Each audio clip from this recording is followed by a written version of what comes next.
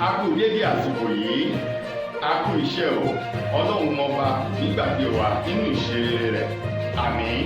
Ìròyìn fẹ́lifẹ́li náà ló dé sí ojú amóhùnmáwòrán yín láti iléeṣẹ́ wa ìròyìn fẹ́lifẹ́li TV. Lónìí tí ṣe ọjọ́rú Wednesday, ọjọ́ kẹrìnlélógún nínú oṣù kẹrin ọdún 2024. Fúnmi Adénúgà ni oníròyìn. Síwájú kẹ́ tó gbọ́ ìròyìn ọ̀hún lẹ́kùnrẹ́rẹ́, ẹ jẹ́ ká dé òkè lọ́hùn náà. Tá a bá padà dé, a ó máa tẹ̀ sí ọwọ́ iwájú. Ẹ ṣeun gan ni.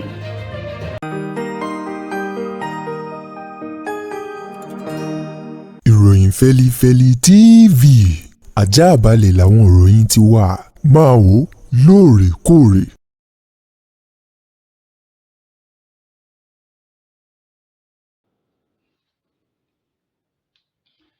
Ẹ káàbọ̀ padà, ìròyìn fẹ́lifẹ́li ọ̀hún rèé lẹ́kùnrẹ́rẹ́. Ṣé Yorùbá bọ̀ wọ́n ní tá a bá gbàgbé orí àná a máa rí èmi ìgbà sí i. Wọ̀nyí ni ohun ọpẹ́ àti ìdúpẹ́ ọ̀rọ̀ èyí tó jáde lẹ́nu gómìnà ìpínlẹ̀ Ọ̀ṣun Adémọ́lá Nurudeen Dixon Adeleke lánàá tí ṣe ọjọ́ ìṣẹ́gun Tuesday nílùú Òṣogbo ní tó ṣe olúlo ìpínlẹ̀ ọ̀hún, níbi tó ti ń sọ àwọn ìrírí àti ọ̀nà kan gbòógì eléyìí tíyàwó ààrẹ orílẹ̀-èdè wa Nàìjíríà lọ́wọ́ báyìí, arábìnrin àkọ́kọ́ sẹ́nẹ́tọ̀ Rẹ̀mí Tinubu, lọ́nà tí arábìnrin ọ̀hún ti gbà láti yọ kúrò nínú ọ̀fìnkìn wàhálà òun lásìgbò kan èyí tí àwọn oníròyìn tí wọ́n bá kó gómìnà ọ̀hún tẹ́lẹ̀ tóun náà ti fìgbà kan jẹ́ ọmọ aṣòfin àgbà ilẹ̀ yìí nígbà náà lọ́hùn-ún tí wọ́n bá ti kó sí yọ́yọ́ o tó ti ìbanilórúkọ jẹ́ èyí tí àwọn akọ̀ròyìn ọ̀hún tí wọ́n fẹ́ ṣe fún Adémọ́lá Adélékè tó ti di gómìnà lọ́wọ́ báyìí ní ìpínlẹ̀ Ọ̀ṣun. Gẹ́gẹ́ bí Adélékè ti sọ̀rọ̀ náà níbi tó ti ń dúpẹ́ o lọ́wọ́ Olúrẹ̀mí Tinubu, olóhùn ò lè gbàgbé ọdún náà lọ́hùn-ún nínú ètò ìṣòfin tí àwọn ọmọ aṣòfin orílẹ̀-èdè Nàìjíríà ti ṣe aṣòfin àgbà ẹlẹ́ẹ̀kẹjọ. Níbẹ̀ ló ní lọ́dún náà lásìkò tí wọ́n wà nínú ilé ìgbìmọ̀ aṣòfin ní oorun kékeré kan gbé òun lọ nítorí belenja tí àwọn akọ̀ròyìn tí wọ́n sì ti ya àwòrán ọ̀hún sílẹ̀ tí wọ́n wá fi àwòrán ọ̀hún dúnkokò wípé ó ṣeé ṣe o kí àwọn gbé sórí ayélujára torí ìròyìn káwọn ọmọ Nàìjíríà lè mọ̀ wípé sẹ́nẹ́tọ̀ Adélékè oorun ní sùn lásìkò tí àwọn aṣòfin akẹgbẹ́ rẹ̀ tí wọ́n jà fún orílẹ̀-èdè Nàìjíríà. Ó ní ìbẹ̀rùbojo yìí ló mú òun lọ rèé bá obìnrin àkọ́kọ́ Olúrẹ̀mí Tinubu tí wọ́n jọ wà nínú ilé ìgbìmọ̀ aṣòfin àgbà ẹlẹ́ẹ̀kẹjọ ọdún náà ní ìgbà náà lọ́hùn-ún tí ìyàwó ààrẹ ti sọ fún òun pẹ̀lú gbólóhùn èdè kan tó ní má dá wọn lóhùn jàre, ohun tí wọ́n fẹ́ jẹ ni wọ́n wà o. Ó ní wọ́n ti ṣe bẹ́ẹ̀ fún òun. Ó ní ọ̀rọ̀ yìí ló fún òun ní ọkàn akin láti lè sọ fún àwọn akọ̀ròyìn wípé ohun tí wọ́n bá ṣe kí wọ́n ṣe o, ara kìí ṣe òkúta, àti wípé ọ̀pọ̀lọpọ̀ àwọn aṣòfin ló fi jẹ́ pé òru gan-an ní àsìkò tí wọ́n máa ń ráyè láti ṣe gbogbo ètò àti gbogbo ohun tó ní ṣe tí ó mú ìlọsíwájú bá orílẹ̀-èdè Nàìjíríà. Àwọn kìí fi òru sùn. Ó ní ìgbà mìíràn ẹ̀wẹ̀ aago 4 ìdájí làwọn tó lọ sùn ara lókun kí wọ́n sinmi díẹ̀, tó sì jẹ́ pé àwọn yóò tún dìde ní aago 6 sí 7 láti máa múra bàbọ̀ ní ọ́fíìsì fún ọjọ́ kejì. Ó ní nǹkan tó ṣokùnfà oorun ọdún náà ń rèé o, tó sì jẹ́ wípé ìyàwó ààrẹ Rẹ̀mí Tinubu òun ló yọ òun tó sì fún òun lọ́kàn àkè kúrò lọ́wọ́ àwọn akọ̀ròyìn tó fẹ́ fi àwòrán ọ̀hún dúnkokò mọ́ òun o. Ó ní nípa ìdí èyí òun mọ̀ ọ́ lóore, òun dúpẹ́ o. Àsìkò yìí tí Adélékè ń sọ̀rọ̀ náà, ìyàwó ààrẹ wà ní ìlú Òṣogbo tí ṣe olúlu ìpínlẹ̀ Ọ̀ṣun níbi ètò kan èyí tí wọ́n lọ fún àkànṣe iṣẹ́ ìrónilágbára fún àwọn obìnrin àti ọ̀pọ̀lọpọ̀ àwọn ohun mèremère èyí tí ìyàwó ààrẹ fẹ́ ṣe ní ìpínlẹ̀ Ọ̀ṣun lánàá níbi ètò ọ̀hún tí wọ́n pe àpèjẹ rẹ̀ tó wà ní Òkèfíà ní ìlú Òṣogbo ní ìpínlẹ̀ Ọ̀ṣun. Ó ṣeé ṣe o kó jẹ́ inú ẹ̀wọ̀n àtòrí ẹjọ́ ṣíṣe ní Godwin Ifeanyi Emefiele ní ó kú sí báyìí pẹ̀lú ẹjọ́ tuntun kan eléyìí tí àjọ tó ń gbógun ti wà ìbàjẹ́ ṣíṣe owó ìlú kúmọkùmọ EFCC tí wọ́n tún jí dìde níbi tí ẹjọ́ ọ̀hún tó sùn kalẹ̀ sí léléyìí tó sì jẹ́ wípé ẹjọ́ náà ní Godwin Emefiele òun ló mọ̀ sí o. Gẹ́gẹ́ bí àjọ EFCC bí wọ́n ti sọ̀rọ̀ ọ̀hún di mímọ̀, wọ́n ní ìgbà tí àwọn tún ṣe àwọn ìwádìí kan ó fi hàn wípé Godwin Emefiele ó ṣe àwọn owó tuntun kan eléyìí tí wọ́n pa láró láàrin ọdún 2022 sí ọdún 2023 owó ọ̀hún tó ń lọ bí 684.5 million naira. Wọ́n ní Emefiele ó fi 18.9 billion naira òun ló fi ṣe owó ọ̀hún tí wọ́n fi píríǹtì rẹ̀ jáde o. Níbẹ̀ ni àjọ EFCC ti ní lákì í ṣe àpà nígbà tí ìṣe wípé orí èèyàn ti dàrú tí ọpọlọ onítọ̀hún ò sì rọ́. Báwo lèèyàn yóò ṣe fi 18.9 billion láti fi píríǹtì 684.5 million naira jáde tí kì í bá ṣe wípé onítọ̀hún ó ní ẹ̀mí èṣù ń gbénú rẹ̀ tó sì jẹ́ ọ̀tá ìlọsíwájú àti ọ̀tá orílẹ̀-èdè Nàìjíríà. Ní báyìí ẹjọ́ náà ni wọ́n ní àwọn yóò tún gbé dìde kí Emefiele wá ṣàlàyé ohun tó rí lọ́bẹ̀ tó fi wá ru ọwọ́ tó fi gbé ìwà ìbàjẹ́ ìwà jẹgúdújẹrá tára nìkan ni mo mọ̀ tó fi gbé wọ̀ bí ẹ̀rù. Pàápàá jù àwọn ẹ̀sùn kan tí wọ́n tún kà sí lọ́rùn náà ni wípé ó tẹ ojú àwọn ọmọ orílẹ̀-èdè Nàìjíríà mọ́lẹ̀ láàrin ọdún 2022 oṣù kẹwàá sí ọdún 2023 oṣù kẹta eléyìí tó kọjá yìí. Wọ́n ló tẹ ojú àwọn ọmọ orílẹ̀-èdè Nàìjíríà mọ́lẹ̀ ó lo ipò ọ́fíìsì rẹ̀ àti agbára òun lọ́nà tí ò bófin mu àti ọ̀nà tó tako òfin ìwé òfin orílẹ̀-èdè Nàìjíríà eléyìí tó rọ̀ mọ́ ti CBN. Ni wọ́n ní bákan náà ni Emefiele yóò tún jẹ́ ẹjọ́ kan o nípa kíkó owó náírà kúrò nílẹ̀ lábẹ́ ètò ìṣèjọba ààrẹ àná Muhammadu Buhari láìsí àwíjàre tàbí ọ̀pọ̀lọpọ̀ ọ̀rọ̀ àti ìlanilọ́yẹ̀ eléyìí tó yẹ kó ṣe fún àwọn ọmọ Nàìjíríà síwájú kó tó gbé ìgbésẹ̀ náà. Ní báyìí àjọ EFCC ní gbogbo àwọn ẹ̀sùn wọ̀nyí ni Emefiele yóò tún wá jẹ́jọ́ rẹ̀ níwájú ilé ẹjọ́ ní kòpẹ́kòpẹ́ yìí. Ìjọba ìpínlẹ̀ Ògùn ni wọ́n ti ilé ìjọsìn mẹ́ta kan pa ní Àgádágodo lánàá ti ṣe ọjọ́ ìṣẹ́gun Tuesday látàrí pé àwọn ṣọ́ọ̀ṣì ọ̀hún wọ́n fi ariwo títí wọ́n fi ń dí àwọn ará àdúgbò àti agbègbè wọ́n fi ń dí wọn lọ́wọ́ o. Gẹ́gẹ́ bí ọ̀rọ̀ ọ̀hún ti jáde láti ọwọ́ ọ̀kan nínú àwọn òṣìṣẹ́ pọ̀ sí gómìnà Dàpọ̀ Abíọ́dún lórí ọ̀rọ̀ agbègbè àlàáfíà àti ẹ̀tọ́ ọmọ ará ìlú ọ̀gbẹ́ni Farouk Akíntúndé èyí tó gbé ọ̀rọ̀ ọ̀hún jáde lánàá fún àwọn akọ̀ròyìn nílùú Abẹ́òkúta tí ṣolúlù ìpínlẹ̀ Ògùn lẹ́yìn tí wọ́n ti àwọn ilé ìjọsìn mẹ́ta ọ̀hún ní Àgádágodo tí wọ́n sì ti tọ́jú rẹ̀ sábẹ́ ìrọ̀rí gómìnà lórí ẹ̀sùn wípé àwọn ṣọ́ọ̀ṣì náà ni wọ́n ti ń pè sí àkíyèsí fún ọjọ́ pípẹ́ láti kìlọ̀ fún wọn wípé wọ́n fi ariwo tiwọn wọ́n fi ń dí àwọn ará àdúgbò létí o tí Ọlọ́run ọba tí ò sì fẹ́rù nǹkan bẹ́ẹ̀ wípé ẹ̀sìn òfàjà àti wípé ó ti wà nínú àkọsílẹ̀ pè mí nínú kọ̀rọ̀ ọkàn rẹ kí n dá ọ lóhùn ní Ọlọ́run wí.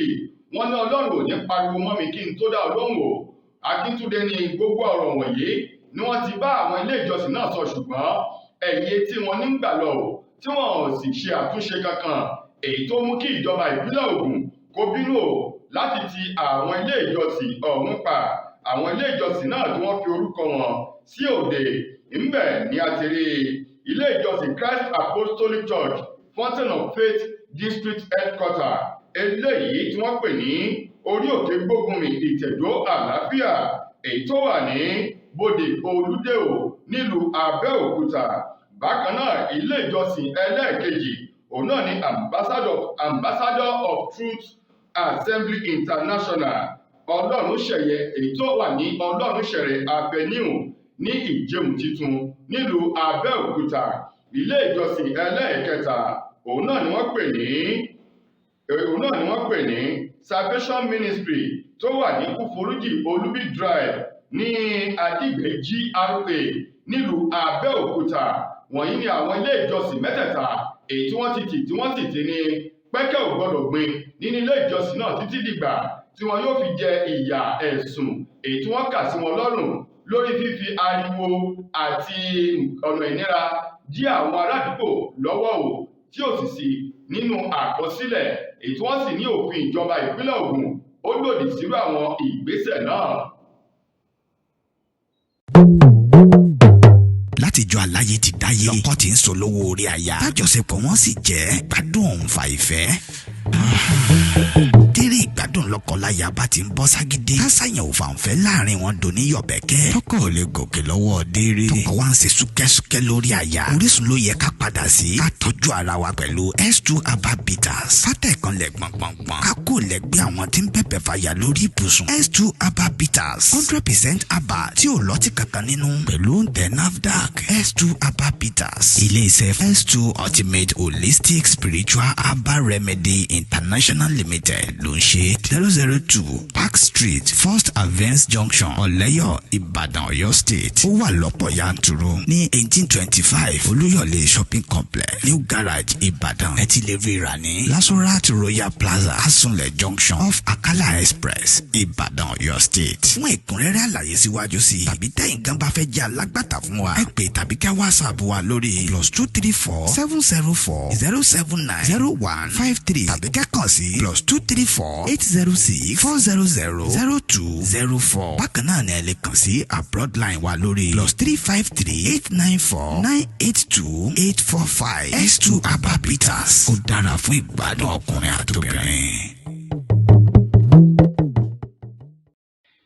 Ilé ẹjọ́ gíga èyí tó wà nílùú Adó Èkìtì olúlu ìpínlẹ̀ Èkìtì ló ti ju àwọn arákùnrin mẹ́fà kan sí ẹ̀wọ̀n gbére báyìí. ẹ̀wọ̀n ọ̀hún tí ó lé ní ọgọ́je ọdún 150 years èyí tí wọ́n ju àwọn mẹ́fẹ̀ẹ̀fà sí lórí ẹ̀sùn ìdígunjalè, ìsopàpapọ̀ láti ṣe iṣẹ́ ibi àti dídà àlàáfíà agbègbè láàmú tó fi mọ́ títà àti rírà ọjà tí àwọn olè jágbà lọ́wọ́ àwọn ará ìlú o. ilé ẹjọ́ gíga ọ̀hún tí wọ́n gbé ìdájọ́ náà kalẹ̀ lánàá òde yìí ni wọ́n sọ wípé àwọn mẹ́fẹ̀ẹ̀fà tí wọ́n fi ẹ̀sùn kàn ni ó fi mú dánrin òfin ìjọba bákan náà tí wọn yóò fi ara ro ṣiṣẹ́ ọba o. àwọn afurasí mẹ́fẹ̀ẹ̀fà ọ̀hún èyí tí wọ́n fi orúkọ wọn léde tòun ti ọjọ́ orí wọn láti rí Lateef Bámiṣílẹ̀ o tí ṣe ẹni ọdún 31 31 years. bákan náà Ọmọdára Sànyà tí ṣe ẹni ọdún 22 32 years. Lateef Tàlàbí tóun náà jẹ́ ẹni ọdún 27 27 years. Ọmọjọlé Dámiláre tí ṣe ẹni 30 years. bákan náà Adamu Muhammed ẹni ọdún 39 39 years àti Abubakar Garuba tí ṣe ẹni ọdún 52 52 years. àwọn mẹ́fẹ̀ẹ̀fà yìí ni wọ́n kó wọn wá sílé ẹjọ́ ní ọjọ́ 21 oṣù kẹjọ ọdún 2022 pẹ̀lú ẹ̀sùn 4 ọ̀tọ̀ọ̀tọ̀ èyí tí wọ́n kà sí wọn lọ́rùn.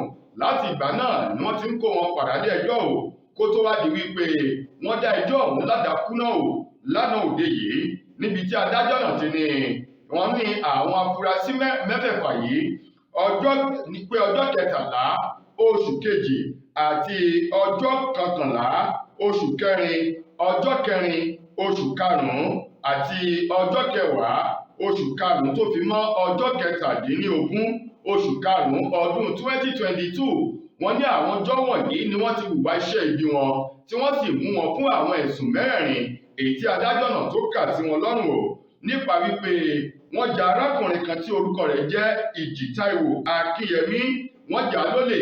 Ìjì Táíwò àtòun àti Akínyẹmí Sunday Àjàyí Sunday àwọn mẹ́tẹ̀ẹ̀ta yìí ni àwọn afurasí olè mẹ́fẹ̀ẹ̀fà ni wọ́n jà ní olè tí wọ́n sì gba owó àti ọ̀kadà alùpùpù bàjáàjì lọ́wọ́ wọn kó tó di wípé wọ́n kó wọn ọwọ́ pálábá wọn ó ségi o.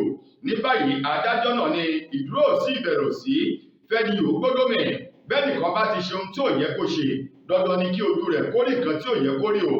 ó ní gbogbo wọn kọ́ máa kó wọn lọ sínú ọgbà àtúnṣe èyí tó wà ní ìpínlẹ̀ Èkìtì lọ́hùn-ún pẹ̀lú ẹ̀wọ̀n eléyìí tí wọ́n dá fún wọn wípé wọn yóò ṣe o fún 150 years tí wọn yóò lò lọ́gbà ẹ̀wọ̀n kí wọ́n tó máa lọlé wọn láyọ̀ àti àlàáfíà.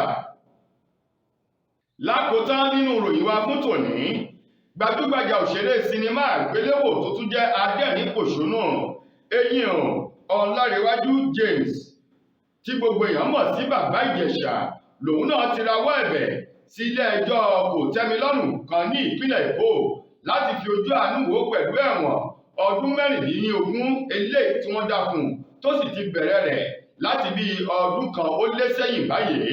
Bàbá Ìjẹ̀ṣà èyí tó rawọ́ ẹ̀bẹ̀ wípé kí ìjọba ìpínlẹ̀ Èkó àti ilé ẹjọ́ náà kí wọ́n dákun dábọ̀ kí wọ́n fi ojú àánú wo òun lórí ẹ̀sùn tí wọ́n kà sí lọ́rùn wípé ó ṣe yùnkẹ́yùnkẹ́ pẹ̀lú ọmọ léjeléje tí ọjọ́ orí rẹ̀ wà lábẹ́ ọmọ ọdún 14 pẹ̀lú ọmọ ọ̀hún tí wọ́n ní ó ń gbé ò pẹ̀lú arábìnrin kan èyí tó jẹ́ adẹ́rìn pòṣónú obìnrin èyí tí gbogbo èèyàn mọ̀ sí lára àwọn obìnrin eléyìí tí wọ́n dẹ̀rìn pòṣónú ní orílẹ̀-èdè wa Nàìjíríà. Láti ìgbà náà ni bàbá Ìjẹ̀ṣà ni wọ́n ti ń gbé lọ́bọ̀ nílé ẹjọ́ kí wọ́n tó ṣe ìdájọ́ rẹ̀. Ọmọ léjeléje ọmọ ọdún 14 ọ̀hún tó ń gbé pẹ̀lú arábìnrin adẹ́rìn pòṣónú tí wọ́n mọ̀ sí Princess, èyí tó sì jẹ́ ipò ọ̀rọ̀ ọ̀hún ó gba ìyá òkú tó di wípé Princess ó gba ilé ẹjọ́ lọ tí wọ́n sì mú bàbá Ìjẹ̀ṣà. Ṣùgbọ́n bàbá Ìjẹ̀ṣà ni bí ẹlẹ́ṣẹ̀ bá ti mọ ẹ̀ṣẹ̀ rẹ̀ kò yẹ kó pẹ́ lórí ìdọ̀bálẹ̀ mọ́. Ó ní òun bẹ ilé ẹjọ́ láti fi ojú àánú wo òun kí wọ́n ṣí òun sílẹ̀ kóun máa lọ ilé òun láyọ̀ àti àlàáfíà gẹ́gẹ́ bí ẹni tó jẹ́ onídùúró àti agbẹjọ́rò fún bàbá Ìjẹ̀ṣà Káyọ̀dé Ọlábìrán èyí tó gbé ọ̀rọ̀ ọ̀hún léde nínú ilé ẹjọ́ náà pẹ̀lú ẹ̀bẹ̀ lórúkọ bàbá Ìjẹ̀ṣà. Ṣùgbọ́n ẹni tó wà ní ẹ̀ka ìdarí ọ̀rọ̀ ròyìn ní ilé ẹjọ́ ọ̀hún tó kalẹ̀ sí ìpínlẹ̀ Èkó èèyàn Babájídé Martins òun fún wọn ní èsì padà wípé ẹjọ́ àti ẹ̀bẹ̀ èyí tí wọ́n ń bẹ̀ yìí wọn ní ọ̀pọ̀lọpọ̀ ẹ̀rí tó kún láti fi bẹ̀ kí wọ́n lè ṣí bàbá Ìjẹ̀ṣà sílẹ̀ kúrò nínú ọgbà àtúnṣe èyí tó wà. Ó ní nípa ìdí èyí wọ́n da ẹjọ́ ọ̀hún nù tómitómi bí a ti da omi ìfọwọ́nù lẹ́yìn oúnjẹ. Tó ẹ̀yin ará, ìròyìn fẹ́lifẹ́li kò ní jù báyìí lọ láti iléeṣẹ́ wa ìròyìn fẹ́lifẹ́li TV lónìí kì í ṣe ọjọ́rú Wednesday títí lójúmọ́ ọ̀la tẹ́tùmọ̀ aláǹfààní sọ́ọ̀tún rè mí. Mo gbà á ládùúrà wípé ilé òní lé wa ọ̀nà òní náà wá. Fúnmi Adénúgà lẹni tó mú ìròyìn wá sí ojú amóhùnmáwòrán yín. Ẹ ṣeun gan-an ni o.